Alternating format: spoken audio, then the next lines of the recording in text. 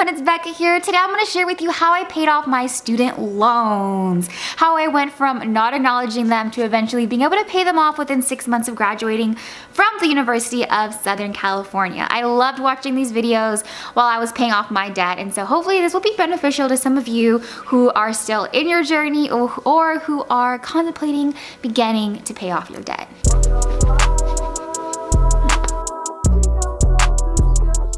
It was the winter of 2017, and I was clueless, and I was afraid of numbers.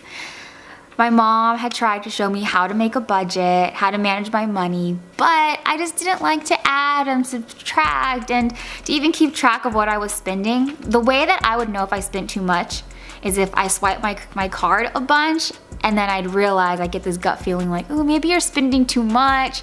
But I would be scared to even look at my account because if it was too little, I would feel scared. And if it was there was a lot of money in there, I would actually feel like I could keep spending and buying things. If you watch my budget video, then you know that there was a time when I spent $300 on eating out, which is basically consisted of like Chipotle and Taco Bell and Jack in the Box. I didn't even eat at fancy restaurants. I just like spent all my money.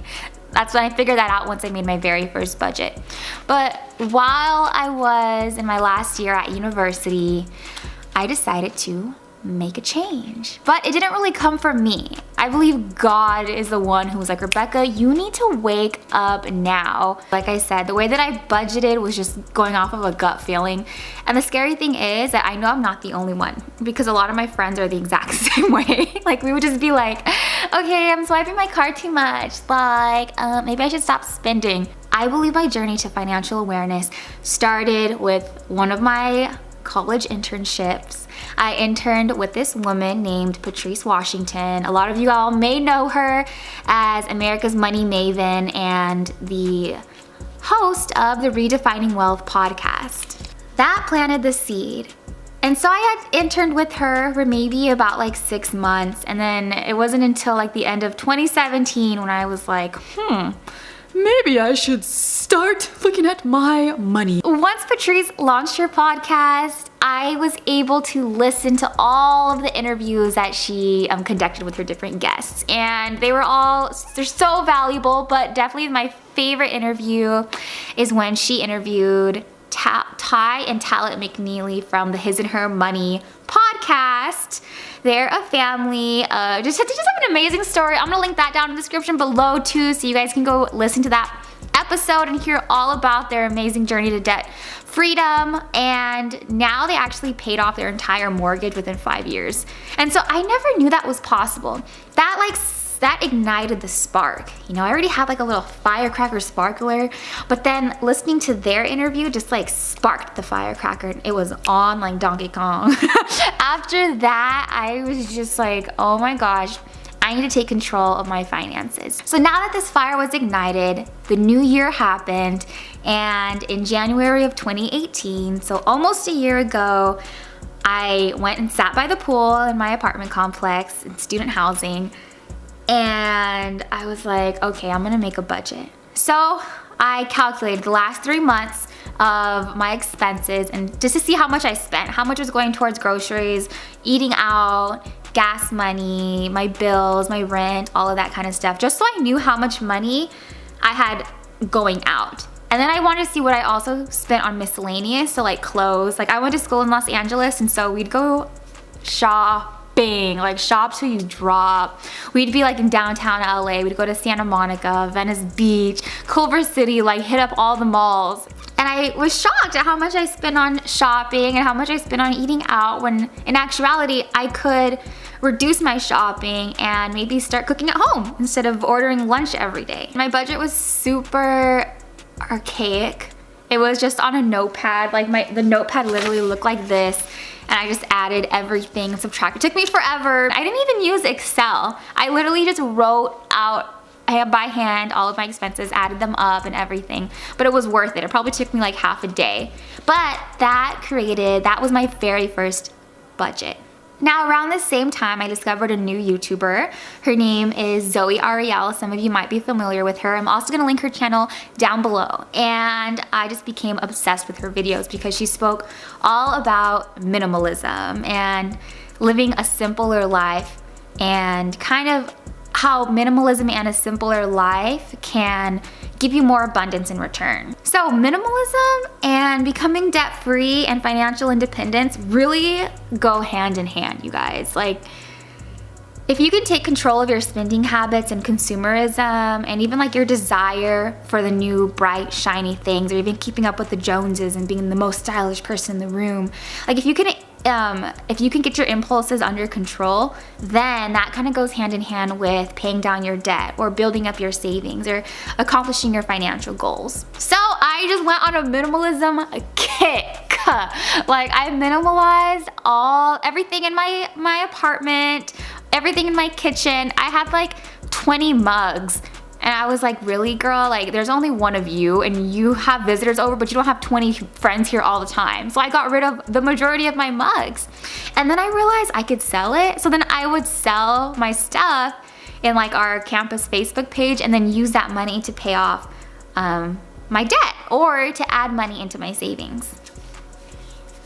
And that just like a light bulb went off, and I mean, I was so excited. I talked about it with my friends and my family. Even when I went home on vacation, I minimalized my family's house, my mom's closet, our kitchen. Like, it was just awesome. And then I took everything, and they let me do this, but I took everything and I went to the swap meet and I sold everything and made a whole gang of money. Like, I was surprised at how much of our unused things could actually bring in, like, financially. Some people try to discourage me from selling things at the swap meet, like as if it was a waste of time.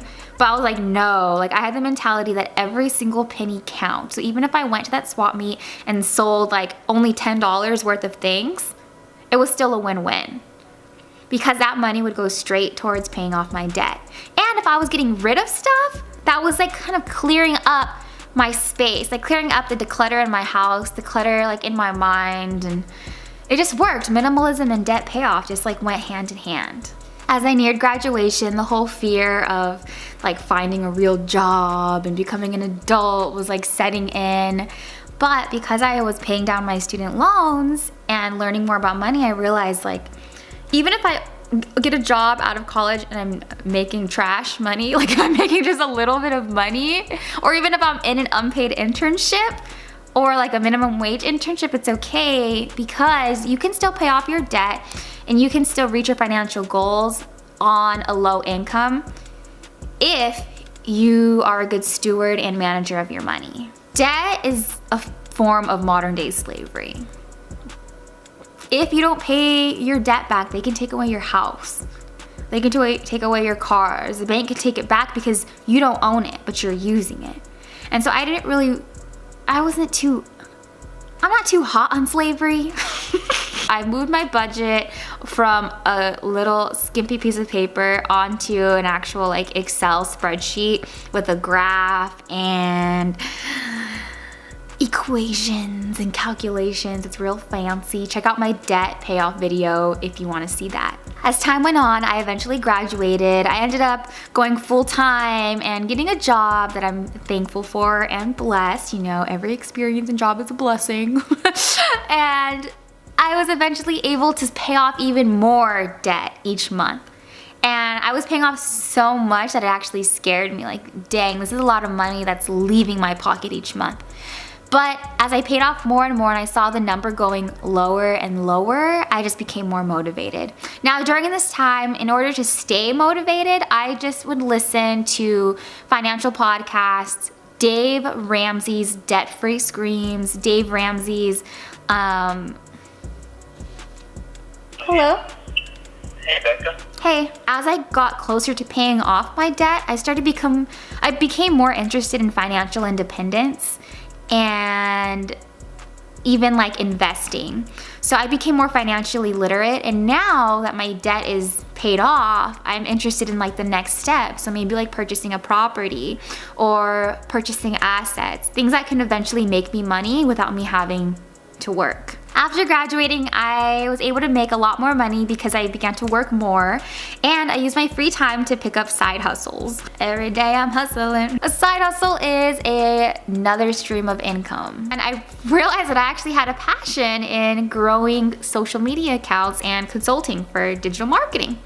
So I began to do that on the side. Apart from my main hustle, my side hustle was actually working with different authors and influencers and helping them grow their pages, maybe editing videos.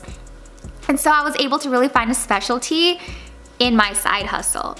Now, I did have other side hustles. Like, I seriously continued to minimize people's things and sell it at the swap meet and make some change, make some change.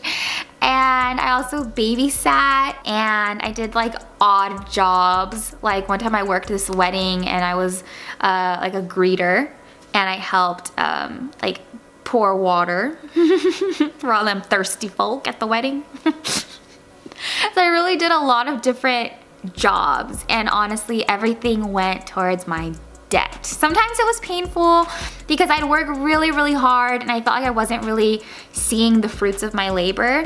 But I always told myself, you know what, this is temporary. One thing that Dave Ramsey says is, now you want to live like nobody else, basically be cheap. So later you can live like nobody else, so you can have financial freedom. Eventually I paid down all of my debt, and it was the best feeling ever. Even though my income was the same, I felt like I was 10 times richer because my net worth was higher, because I didn't owe anyone anything anymore. And I had honestly gained, like I felt so much lighter because I had lost the debt and I had gained so much more knowledge.